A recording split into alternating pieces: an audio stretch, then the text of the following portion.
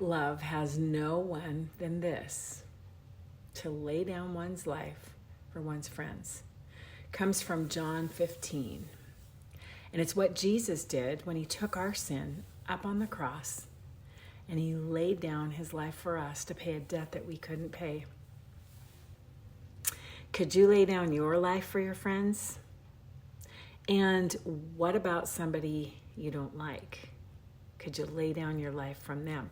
Somebody who literally spit in your face. The greatest command is love your Lord your God with all your heart, with all your soul, with all your strength, and with all your mind. And the second greatest command is love your neighbor as yourself. So, who's your neighbor? God may not be calling us to sacrifice our physical life, but we're called to die to self for him and for our neighbors, even the ones we don't like.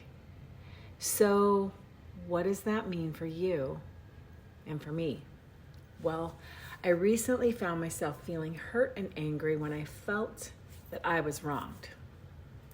I found myself filled with angst, and I hated the way I was feeling, and I knew I needed to forgive, to let that go.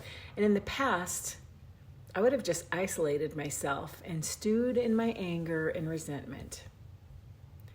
This time, I did what I needed to do because I couldn't stand myself and the way that I was feeling. I cried out to Jesus, and I expectantly asked him to help me forgive. Instead of embracing my right to be angry, I exercised my choice to die to myself, and I let go of my own ugliness. I reached out to the Lord, and he changed my outlook. When I chose to forgive those ugly feelings that were eating me up, they went away. I was able to accept that another person's failure wasn't about me. I know this. I cannot control how others behave, but I can choose to trust God to change me from the inside out. I'm called to forgive because I am forgiven. I'm blessed through my obedience, which is what I've learned over the past few years. God's enemy is our enemy, and he comes to rob, steal, and destroy. But we serve a God who believes in forgiveness, and he believes in forgiveness so strongly that he did the unthinkable for us.